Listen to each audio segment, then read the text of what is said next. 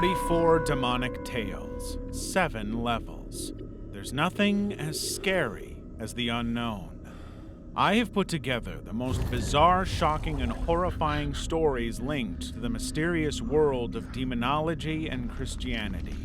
Let's start at the tip of the iceberg. Level 1.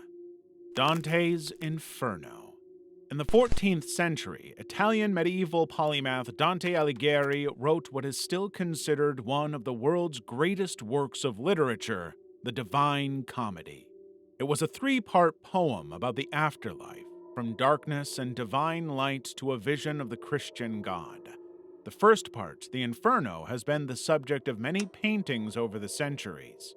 It follows the author, Dante, as he is guided by the Roman poet Virgil into the underworld, a realm of suffering where unrepentant humans, mythical creatures, and even deities are pushed to their mental and physical breaking points as punishment for the lives they lived. Dante's words painted a horrific picture of hell that has inspired many grotesque paintings.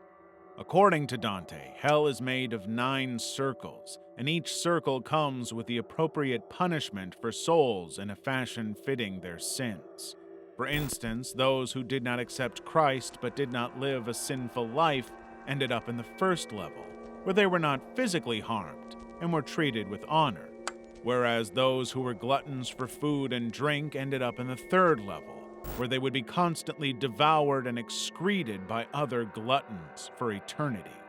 Treachery was the 9th and deepest level. It was home to people who betrayed those closest to them.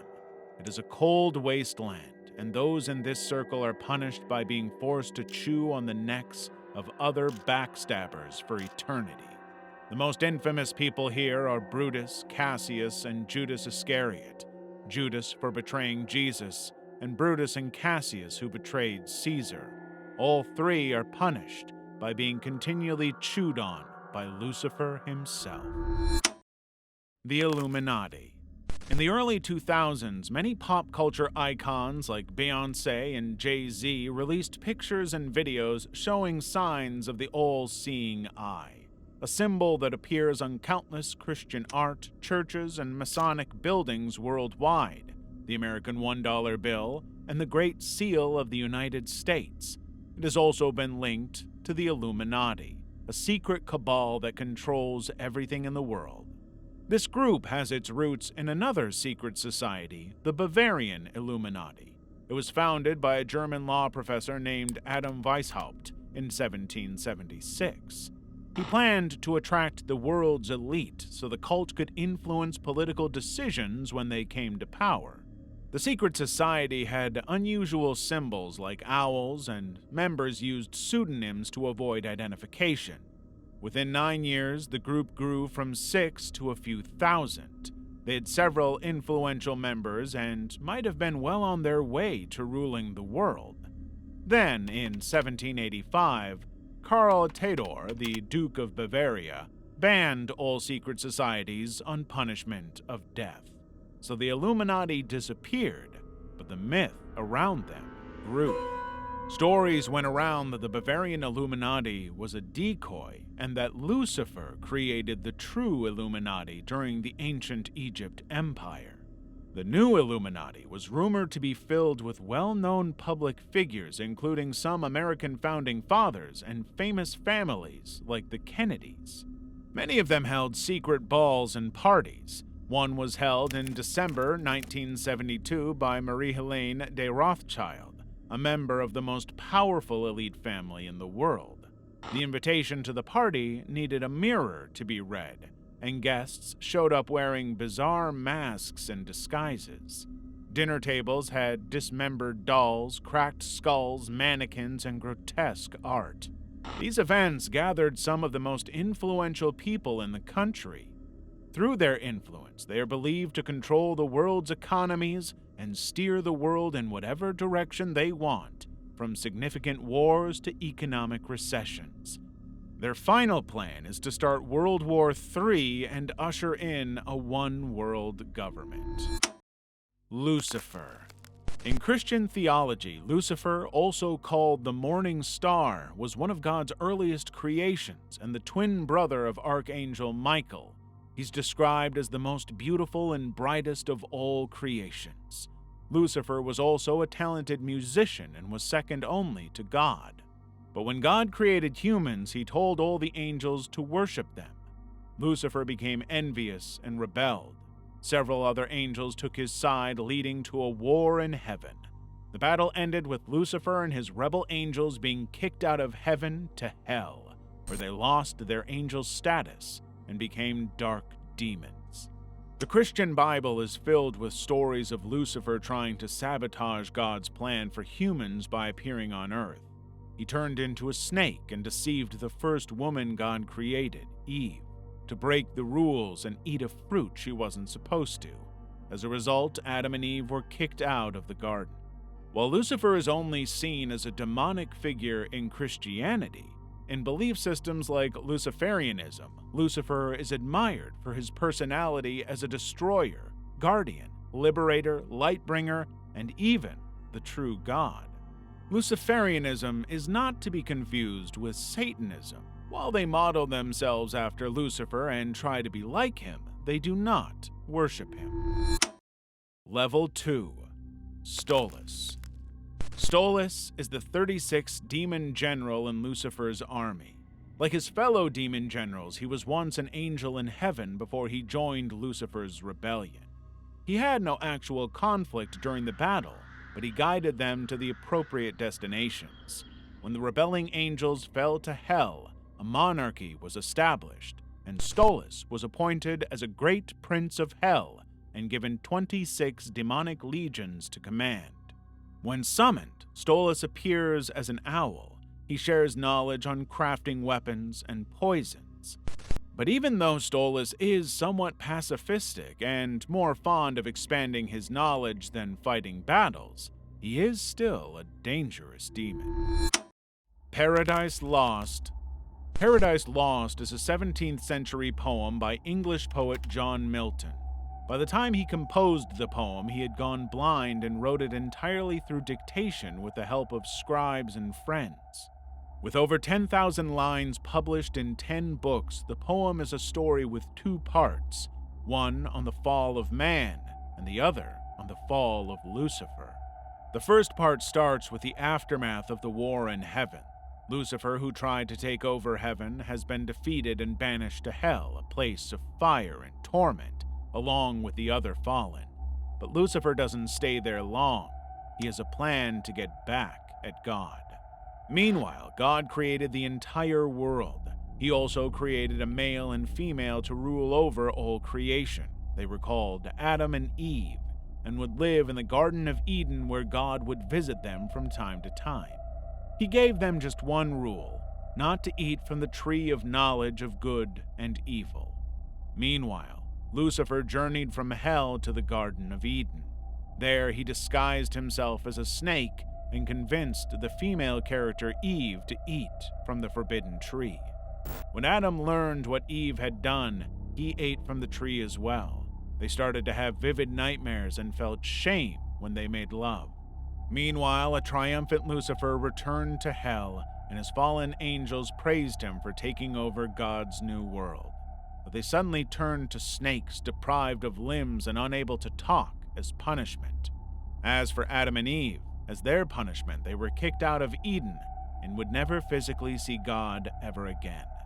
Despite the poem being based on the Christian Bible, many readers have admired Lucifer for defying his creator. The poem became a byword for standing against the monarchy and was banned by King Charles II for more than 200 years. Yet, Paradise Lost is considered to be Milton's masterpiece and helped seal his place as one of the greatest English poets. Asmodeus. Asmodeus is one of the 7 princes of hell. He is second only to Lucifer and commands hundreds of legions of demons. Before the war in heaven, Asmodeus was known as Asmodel, the angel of April and patience, and the ruler of Taurus. He looks like a human, however he has shark teeth, a a lion's head on his left shoulder and a goat's head on his right shoulder. He also has the tail of a serpent, dragon wings, and kangaroo legs. His terrifying appearance is supposed to cause fear in humans who end up in hell. There's a lot of folklore on Asmodeus in Jewish and Islamic texts. In one, he was summoned by King Solomon, who tricked him into constructing his temple. But another Jewish and Islamic lore says that Asmodeus threw King Solomon far away and took the throne, ruling over Israel for years. When Solomon returned, he banished Asmodeus into a rock and took back his kingdom. Deal with the devil. From books to songs and even movies, the media offers many teasers about deals with the devil. A deal is a pact made between a person and a demon, usually trading their souls for youth, knowledge, wealth, or power. A person can also offer the souls of others or kill others to win these favors. In the early Christian witch hunts, to explain the number of children who died at birth, many midwives were accused of making pacts with the devil to children or consecrate them to the devil at the moment of birth. While many of these were made up, some made pacts with the devil.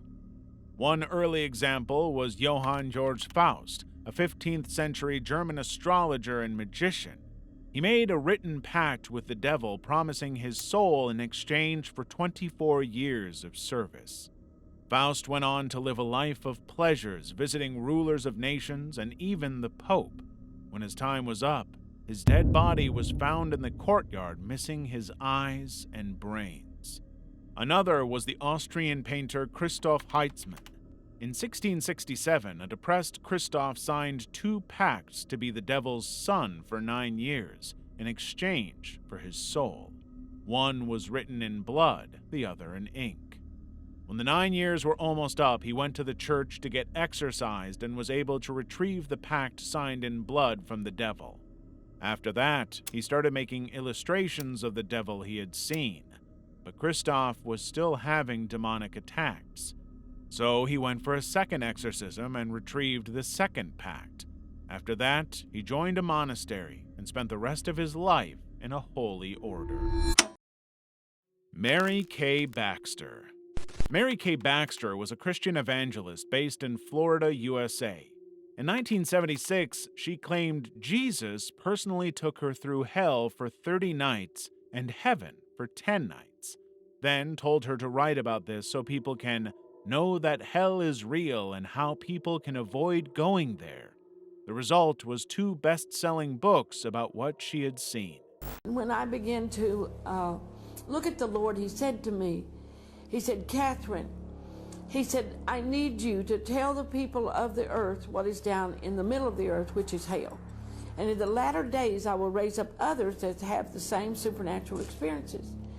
And he said, you will be like a pioneer. You will begin to go and tell these stories all over the earth.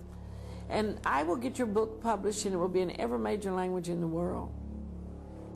Today, my book is in 89 languages in the world. I've been to 90 nations, and Jesus has done just what he said. He has taken me there. I didn't have the money to do it. He did this. In the book, hell was shaped like a woman, and Mary went into graphic detail describing the sights, sounds, and smells of that dark place of torment, including its evil spirits, cells, pits, and what everyone did, why they were there, and how they were being tortured. While Jesus was showing her all this, there were those in hell who cried out to him for help. And in the air, in the flames, was big black letters out of the book of Romans. And it said, lovers of their own flesh more than God's commandments. Men loving men, women loving women, with no fear of God. It was the word of God written in the fire. And Jesus would tell them it was too late. She also mentioned a planet where babies that were miscarried ended up and would grow up learning the Bible. After this, Mary appeared on TV shows and talked about her book and the vision that led to it. But even though millions of copies of the book were sold and many believed her, some other Christians pointed out the loopholes in Mary's visions and were suspicious she might have made things up. Lilith. The name Lilith only appears once in the Hebrew Bible, yet according to Mesopotamian and Jewish folklore, she was just as important as Adam. Lilith is believed to have been Adam's first wife, but the marriage broke up after Adam tried to lay on her during sin. But Lilith was created at the same time Adam was and insisted they were equal. She left the Garden of Eden, but God sent 3 angels to bring Lilith back. She refused and joined the side of the rebel angels during the impending war in heaven. She also consorted with demons, and she birthed many demonic beings.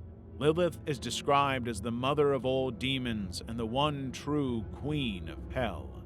The angels punished her by killing all her children. Lilith took revenge by devouring human infants and causing miscarriages in pregnant women. The only babies who are safe from her are those who have protective amulets with her name on them, or use incantation bowls with her image in them. Lilith is described as one of the most powerful, sadistic, and malicious archdemons in hell. Those brave enough to summon her gain wisdom and heal their ailments. Level 3. Joy of Satan Ministries. Joy of Satan Ministries is a Western esoteric occult that was founded by Andrea Harrington in 2002 under the pseudonym Maxine Dietrich. Unlike your run-of-the-mill Satanists, they believe Satan and his demons are powerful extraterrestrial beings that predate the Christian creation story. They also believe in the Christian religion and the Bible. They were made up of beliefs stolen from Eastern religions like Buddhism and Hinduism. In fact, it was Satan and his demons who created humanity. Some hostile aliens created Jews. To remove occult knowledge and control humanity, the Jews created a fictional god. Their anti-Judaic, anti-Christian, and anti-Semitic beliefs earned them a lot of criticism, even within satanic circles who believe that political conversations have no place in spiritual Satanism. It didn't help that news got out that the founder of Joy of Satan Ministries, Maxine, was married to Clifford Harrington, the leader of a popular neo-Nazi group. Several of their followers left, believing that Maxine was using the ministry to manipulate and recruit people to his neo-Nazi beliefs. Aeshet. There are many versions of what happened in the Garden of Eden. One of them involved a woman named Aeshet. God created 4 sisters, including Aeshet and Eve, so Adam could pick which of them he liked. But Adam proposed to all 4, and they all turned him down. Well, all except Eve. Aeshet and the other 2 left the garden and joined the rebel angels. After the war in heaven, she became a queen of demons. In Jewish folklore, she's seen as a seductive devil who tempts men to sin, and then feeds on their souls when they do. Aeshet especially likes to feed on the souls of men that were once virtuous worshippers of God. After eating the souls, she regurgitates these souls back out as hideous monstrosities. Their very ugliness reflects the sins they committed and shows God the imperfections in his favorite creation, man. Those who worship her believe she can break the deepest curses and heal, but she can also bring dark dreams and nightmares. Ars Goetia. Ars Goetia is the first of 5 books in the magical handbook Lesser Key of Solomon. Even though it is named after the biblical King Solomon, no one knows the actual author. It was mostly compiled in the mid-17th century from centuries-old materials and rewritten by modern-day occultists. Ars Goetia is a ranking of hell's elite demons by hierarchy from the highest, which is the king, to the lowest, which is the president. Each commands a specific number of legions of lesser demons, but higher-ranked members can give orders to the lower ranks.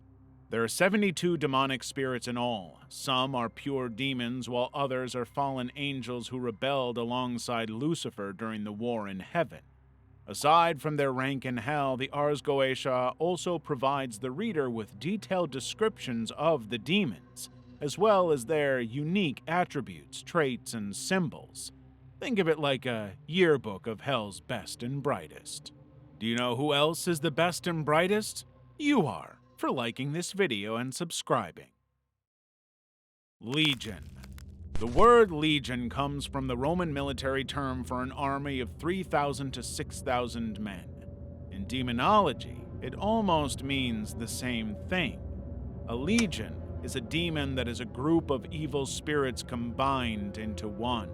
One legion is made up of 6,666 demons, and they act like a hive mind, speaking in unison and thus always knowing what the other demon is thinking and preparing to do. Originally, legions were multitudes of angels that sang in heaven till they followed Lucifer during the rebellion. They would converge on angels and overpower them with their numbers, devouring their wings. In hell, the 72 demon lords dispatch them to infest and oppress. They can also possess humans and animals. The Christian Bible tells about a man who approached Jesus and said his name was Legion because they were many. When Jesus tried to exorcise the man of the legion of demons, they asked him to drive them into some nearby pigs instead. He did. They rushed into the sea and drowned. Dictionnaire Infernal. Published by French writer Jacques-Collin de Plancy in 1818, Dictionnaire Infernal was meant to be a skeptical and rational investigation that exposed errors and prejudices of the occult. But it became one of the most influential works on occult and demonology. The book compiled the names, ranks, and appearances of hundreds of demons, as well as their histories and powers. It also dabbled into magic, divination, folklore, and superstitions. Before then, de Plancy was known as a secular student of the New Rationalism, but while writing the book, de Plancy became increasingly pulled in by his studies of demonology. Former admirers of his work only became more confused when de Plancy became a Catholic and rejected and modified his past works. De Plancy wrote Dictionnaire Infernal a bunch of times. The sixth and final edition was released 45 years after he made the first one, but it was also the most popular. It wasn't just because it included famous demons from Dante's Inferno. It was because it had 69 illustrations by Louis Le Breton depicting the appearances of several of the demons. Many of these images were later used in an illustrated version of the popular grimoire, The Lesser Key of Solomon. Baphomet. In 2015, a group called the Satanic Temple unveiled a 9-foot-tall bronze statue of a goat-headed god flanked by 2 children in Detroit and Arkansas. It was called Baphomet and was part of a controversial Oklahoma Supreme Court ruling in 2015. But this statue had far more ancient history that's linked to secret societies and occult circles. The first mention of Baphomet was in the early 11th century when his figure was used in rituals performed by the Knights Templars. But it wasn't until 1861 that this deity got a face. In his book Dogmas and Rituals of High Magic, French occultist Eliphant Lévy included a drawing that would become the most famous depiction of Baphomet. A winged humanoid goat with a pair of breasts and a torch on its head between its horns, as well as esoteric symbols. With female breasts and a rod representing the erect, rod, Baphomet is a hermaphrodite, a state that represents the highest level of being one with God. Not long after, Baphomet became connected with Freemasonry after a French writer released pamphlets and books with Baphomet's image accusing them of worshiping the devil. Since then, his image has continued to feature in other secret societies and cults, like Thelema, which was founded by British occultist Aleister Crowley. The sigil of Baphomet is also the official insignia of the Church of Satan. Diabolical Signature. A diabolical signature is a seal or signature signed by a devil or demon, usually in blood on a deal they've made with a person. These seals first appeared during the Renaissance, when theologians, priests, and alchemists studied demonology, and they were all the proof that was needed to send a man or woman to their death. In 1632, a group of nuns accused French Catholic priest Urbain Grandier of bewitching them and sending the demon Asmodai to commit evil acts with them. One of the evidences used against him was this document. It was written in backward Latin, signed by Grandier, and had the seals of several demons, including Satan himself. The church believed that Grandier had signed a contract with the devil.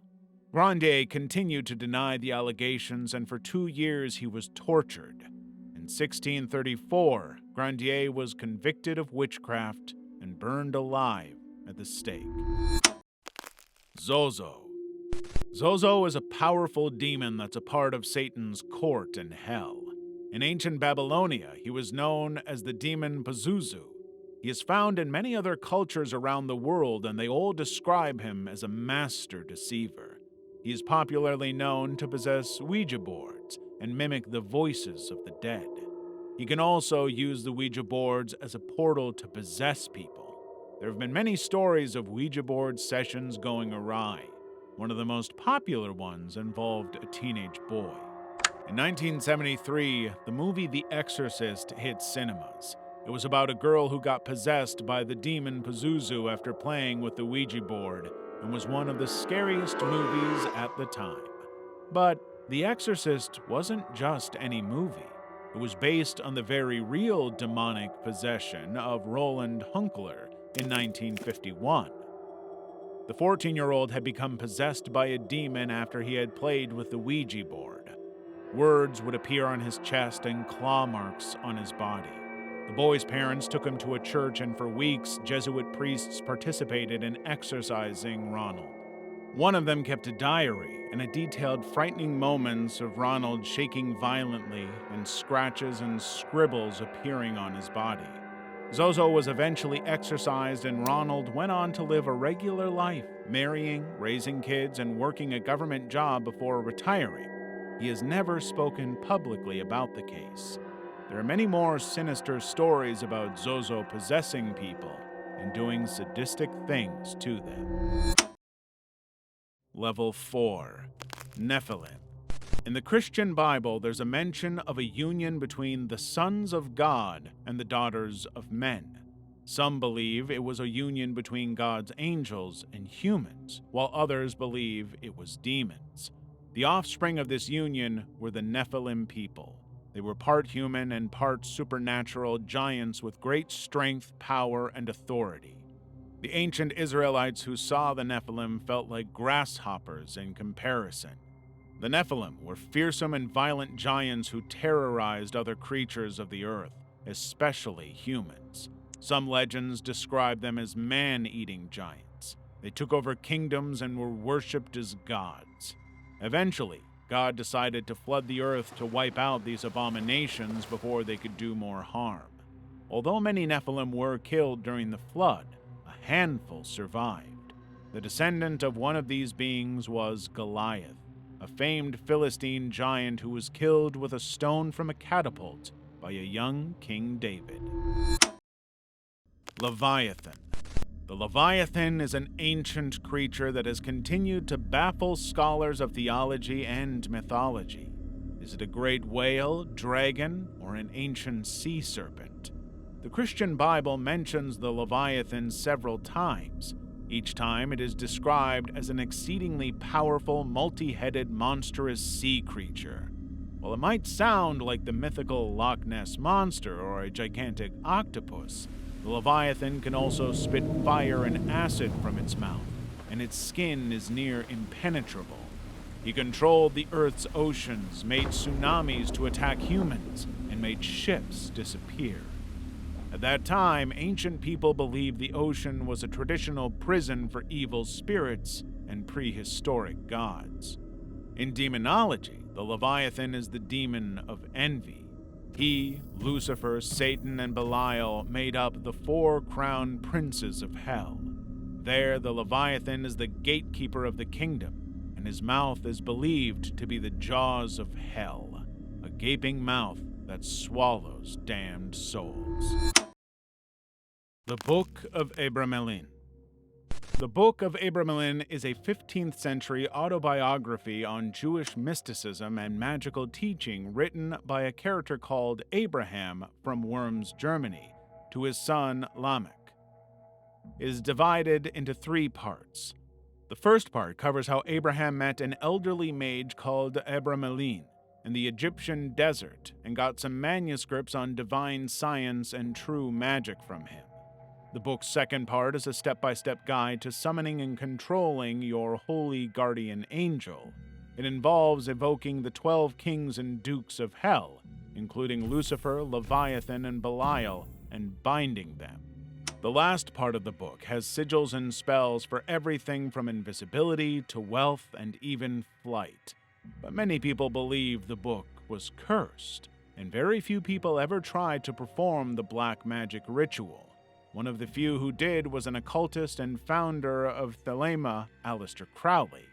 He bought the Boleskine House, a notorious manor with eerie stories about congregations mysteriously burning to death and reanimated corpses. Crowley planned to seclude himself there to perform the rituals. During that time, his lodgekeeper suffered many personal tragedies, including the death of 2 children. Crowley never finished the rituals. He was summoned to Paris and never went back. Crowley later confessed that the rituals had gotten out of hand. The Book of Abramelin does warn that binding a spirit can be very dangerous. Moloch. Moloch was a fallen angel and has the title of king among the legions of the damned. He ruled a part of hell filled with lava, volcanoes, and rivers of ice. It is so uninhabitable that other gods avoided it. It is a place for those who are evil and greedy. But in ancient Canaanite tradition, Moloch was worshipped as the pagan god for fertility, even though he had an extreme craving for children. They were thrown into the belly of a giant bronze statue with the body of a man and the head of a bull that had been set on fire. These sacrifices were particularly common when things were bad, like during war or drought.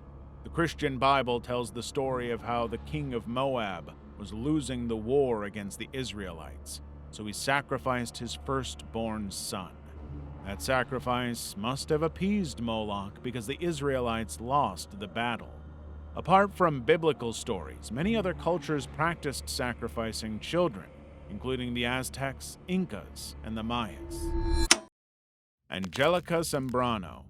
Like Mary Kay Baxter, many people have claimed to have visited hell and have a first-hand account of the place. One of them was Angelica Zambrano, an Ecuadorian woman from the Chimborazo province. She claimed that she died for 23 hours, and during that time she met Jesus Christ. He took her on a tour through hell and heaven before sending her back to warn people about what was headed their way if they didn't change their ways. She met her great-grandmother in hell, Whitney Houston, Pope John Paul II, and famous musicians like Michael Jackson and Selena. One of these visits, Selena begged Angelica to tell people to stop listening to her songs, insisting that each time her song was listened to, she was tortured by demons. Meanwhile, Michael Jackson was surrounded by a ring of demons who would force him to dance and sing before throwing him back into the flames. She also mentioned seeing a kid in hell because they had watched cartoons like Ben 10, Pokemon, and Dragon Ball Z. During another of her visits to hell, Angelica met a former church leader for not paying tithe, and another for showing being partial to wealthy people. Angelica also claimed some people's spirits were already in hell, even though their bodies were still living. Angelica visited heaven and hell a total of 4 times and received numerous revelations from God. Several Christians took Angelica's version of hell to heart, and many children in early 2010 found themselves without their cartoons and toys. But many others didn't believe her. They pointed out the inconsistencies in her version of hell and what the Christian Bible says about it, things like Jesus acting as a tour guide through hell. They also had issues with demons punishing people like Michael Jackson in hell. The demons were being punished by being in hell, not ruling it and forcing Michael Jackson to moonwalk. Dis, Dolorous One. Dis, also known as the Dolorous One, was once believed to be just another powerful demon, but he was much more. Originally, he was a cherub in the heavens and one of the most beautiful angels, but Dis was later overcome by love for himself, so much so that he wanted to be greater than his creator. If this sounds a lot like what happened to Lucifer, it's because Dis is Lucifer, or a part of him. After Lucifer lost the war for heaven, he was stripped of everything, including his beauty, power, and intelligence. That part of him interacts with his subjects and demonic cohorts. The other part is Dis, who Dante's Inferno described as a slobbering and mindless monster. Dis ended up in the place farthest from God's light, the deepest pits of the ninth circle of hell. It is a place for people who betrayed others. He is trapped there forever. However, the Romans worshipped Dis as the god of the underworld, Dis Pater. Every 100 years, they declared a special 3-day festival to honor him. Sitri. Sitri is a great archprince of hell who commands 60 legions of demons. He appears as a leopard with the wings of a griffin, but can also take the form of a dangerously charming and very handsome man. After the fall, he joined forces with 2 other fallen angels. Together, this trio made demonic pacts with anyone who asked. One of those who took the deal was Peter the Great of Russia to defeat the Swedes in the Great Northern War. In return, Sitri demanded his eternal soul and his future sons. Peter agreed. He had 14 children, but only 2 survived. Some believe that Sitri and the ancient Egyptian god Seth are the same. They are both extremely dangerous tricksters who thrive in chaos. Whether they're the same being or not, many warn against summoning Sitri, as he is an extremely dangerous spirit. Level 5. Belial. Belial has to be one of the most popular demons in pop culture. From books, games, movies, and even comics, there is no end to the number of features he has made. This is quite interesting for a word that means lacking worth or wicked. In the Hebrew Bible, the phrase sons of Belial was an insult for worthless children in reference to the children of Belial who had sinned. Before his fall, Belial was a beautiful angel who sat in a chariot of fire and spoke with a lovely voice. After his fall, Belial became the demon of lies and guilt, inducing many into sin, especially those related to sex and lust. He is a prince of hell. Some even say he was king before Lucifer came on the scene. Belial is monstrously powerful and commands 80 legions of demons. The Satanic Bible also names Belial as one of the 4 crowned princes of the underworld. He is known by several monikers, including Hell's Brightest Fire and the King of Evil. Lucien Greaves and the Satanic Temple. In 2013, Lucien Greaves co-founded the Satanic Temple along with Malcolm Jerry.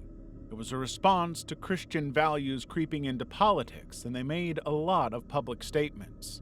Like when a Florida governor signed a bill allowing public school students to read Bible messages at assemblies and sporting events to get past the Supreme Court's ruling against prayer in school. The Satanic Temple hired actors to play Satanists who praised the government for signing the bill. After all, it didn't specify religions, so Satanists could also pray in public schools. Since then, they've made many more statements through events, like the Black Mass schedule at Harvard University in 2014, but was called off after protests. There was SatanCon, a convention for Satanists held at a hotel in Arizona. Outside, hundreds of Christians protested, holding signs denouncing Satan.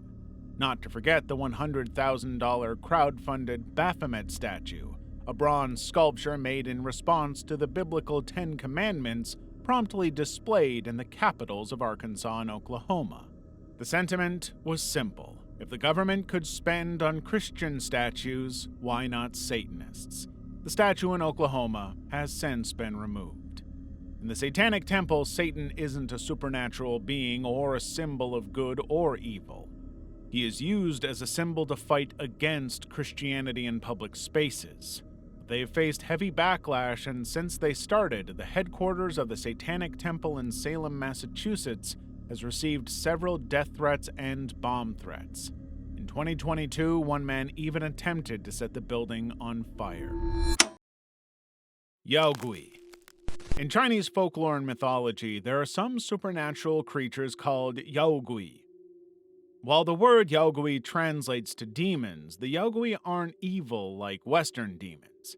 That doesn't mean they are harmless. Yaogui are quite dangerous. They cause strange and unexplainable diseases and unexplained murders. During that era, many missing persons were assumed to be caused by them. There was even a popular saying that any extraordinary occurrence is because of yaogui. There's a yaogui called Shang Liu. This venomous 9-headed snake monster caused many floods in China. Another is Pao Shao, a goat-like creature with tiger teeth. Pao Shao was known to make sounds like a baby. When people came to rescue the baby, it would eat them. While some yaogui appear as animals, such as fox spirits or snake spirits, they could also appear as cursed souls and vengeful spirits. There are many myths about how they came to be. The most popular are that they were either formed from natural energies or were humans who suffered from bad karma and were reborn in these new forms. Pseudomonarchia Daemonum. Pseudomonarchium Daemonum, which means false monarchy of demons in Latin, was a section in a book called De Prestigis Daemonum. The section told the names of 69 demons, their characteristics, and how to summon and bend the demon spirits to his or her will, the way a witch would. In many circles, the De Prestigios Daemonum is described as the most complete work on demonology ever published. It would influence later works on demonology, like the Ars Goetia and the Lesser Keys of Solomon. This is ironic because when Dutch doctor and occult practitioner Johann Weyer started writing it in the 16th century, that was the last thing he wanted. Since his early years, Weyer had been interested in the occult. He was a student of studied famous occultist and philosopher Cornelius Agrippa. He had advised a judge on a fortune-teller's court case. This incident got Weyer determined to defend those who were accused of practicing witchcraft. So he wrote De Prestigiis Daemonum, a book that insisted while demons could exist, most cases of witchcraft were either a sign of mental illness or just magicians conning people. He also blamed the Roman Catholic Church for spreading the superstition. But Weyer's efforts for the accused witches was ignored by courts and judges. But this satirical work was so thorough that it became a cornerstone in demonology. Astaroth. In the first hierarchy of hell, 3 prominent figures made up the unholy trinity: Lucifer, Beelzebub, and Astaroth. In the Ars Goetia, he is depicted as a nude man with feathered wings and a crown, sitting on a beast and carrying a viper. As one of the highest-ranking and most powerful demons, Astaroth also has the titles of Crowned Prince and Grand Duke of Hell. He also has 40 legions of demons under his command. Yet, Astaroth is perhaps one of the lesser threats to humanity.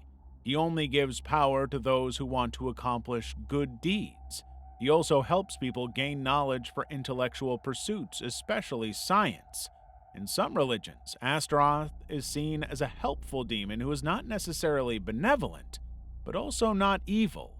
But when summoned, Astaroth's breath is so foul that it can cause death, so summoners are advised not to stand too close when he appears. 23 Minutes in Hell. Sometime between the late 90s and the early 2010s, people were crawling out of the woodwork insisting that they had experienced hell. One of them was Bill Weiss. He had an unforgettable vision on the night of November 22, 1998. Bill found himself in a cramped cell with two grotesque beasts that night. Around him were the flames of hell, the smell of rotting flesh, screams of agony, and terrorizing demons. Two more creatures came into his cell, and they would rip his flesh and break his bones. Then the flesh and bones would grow back, and the creatures would do it all over again. When Weiss managed to drag himself out of his cell and heard billions of people screaming in pain, finally, Jesus appeared and told him to tell others about hell, and carried Weiss from hell to his living room. Weiss published a book about his experience called 23 Minutes in Hell. He also went on speaking tours to Protestant churches and other Christian shows. The book spent 3 weeks on an extended New York Times bestseller list, but while some believed him, many didn't, both in the Christian and secular circles.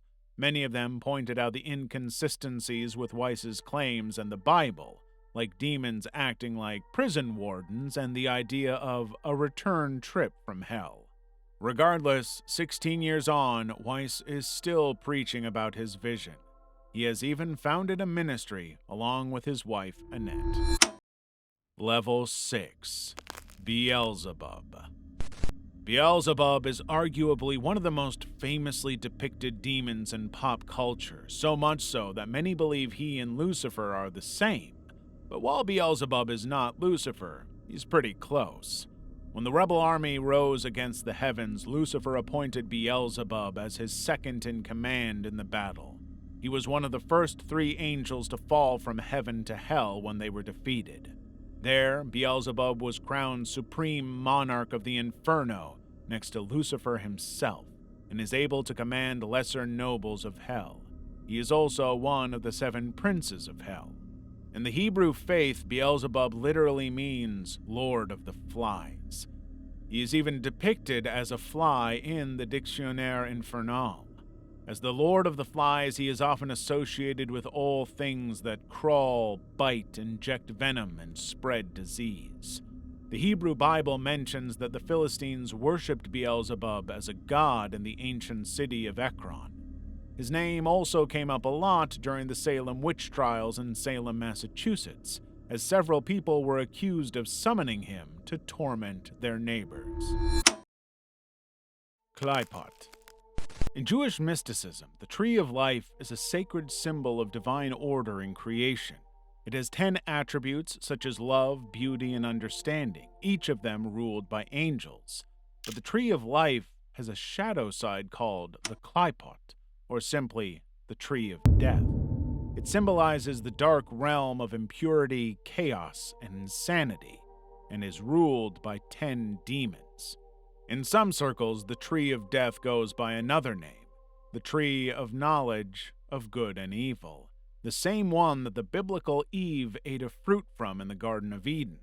While some believe that eating this fruit led to the fall of man, practitioners of Klipot believe the tree represents the darker parts of the universe, and eating the fruit is the only way to confront these shadow elements and gain personal growth.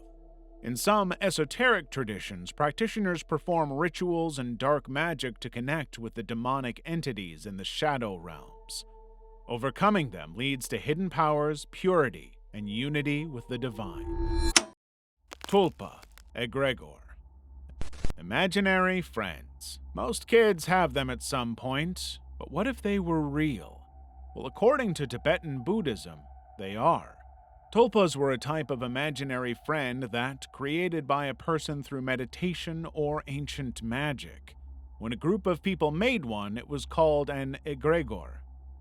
Monks made tulpas to be Buddhas who could teach the monks about attaining nirvana. Modern practitioners have since adapted to them.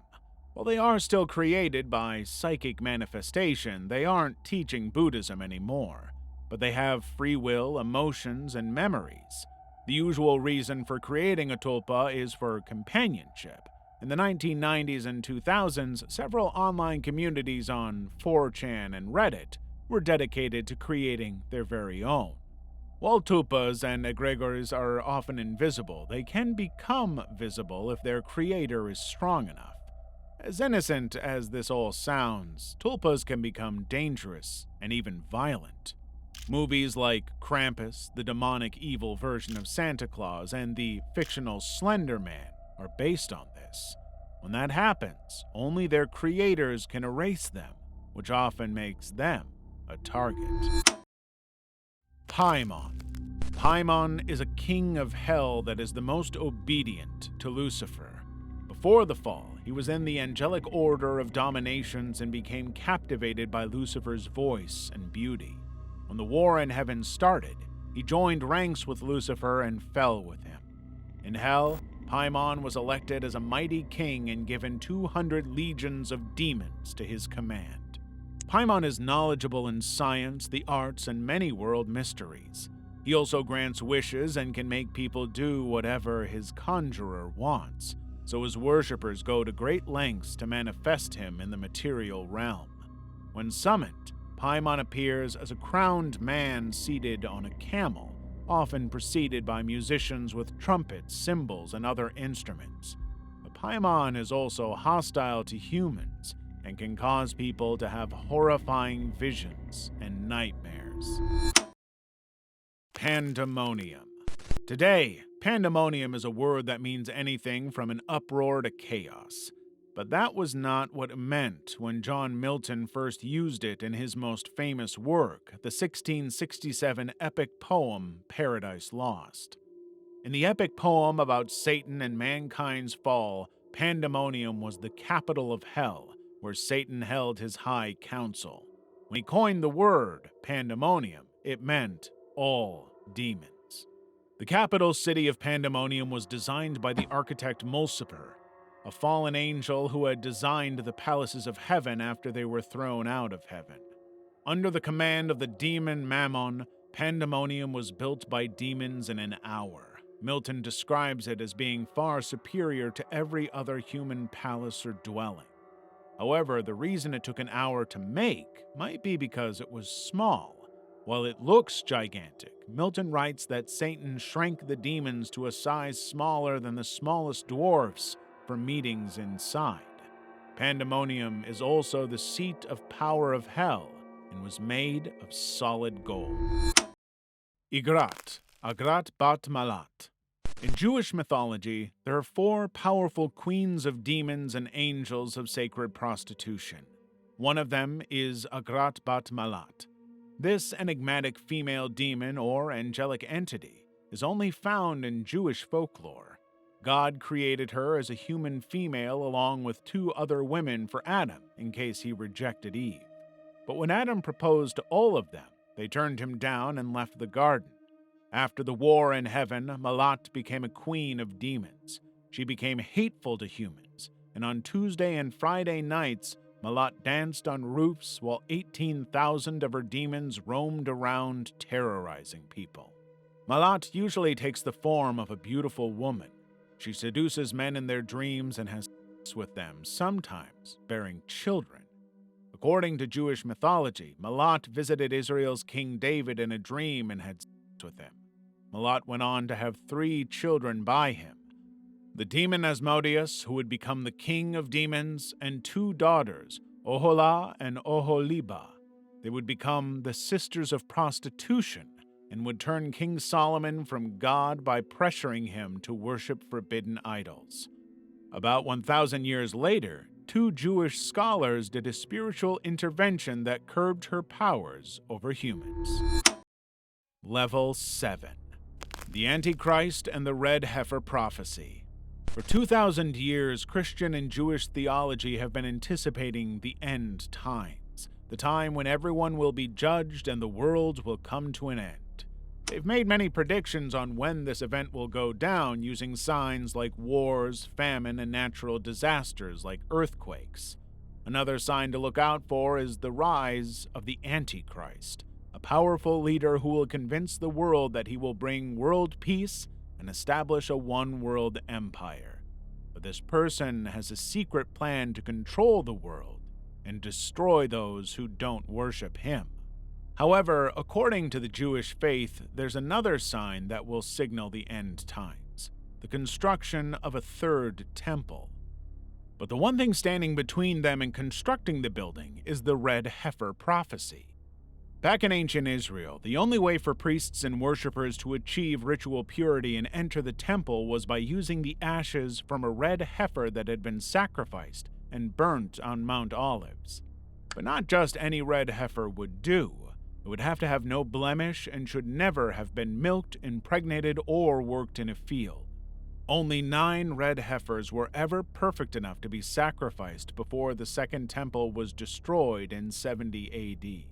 Since 1987, the Temple Institute has been searching for this rare heifer. They've come close twice, but the red heifers later developed blemishes. In 2022, a farmer donated 5 red baby heifers to Israel to help in the search. According to the tradition, they will not be sacrificed till they are at least 3 years old, but within that time they are carefully watched for blemishes. Even a single white or black hair will get them disqualified. If these heifers make the cut, it would be the first time the sacrificial ceremony would be held in 2,000 years. It would also, allegedly, mark the end of the world. Alistair. In hell, there's a high-ranking archdemon who is so cruel and sadistic that all other demons fear him. His name is Alistair, and he was a former destroyer angel. Alistair believes that those who did terrible things should be tortured to the same level of pain they caused. So it's no coincidence that Alistair enjoys causing pain and torturing. Alistair was so good at tormenting his victims that he was handpicked by Satan as the grand torturer of hell. He, in turn, started a group called the Malebranche. The Malebranche were 12 strong, dangerous demons who fly around searching for the most corrupt people to torture.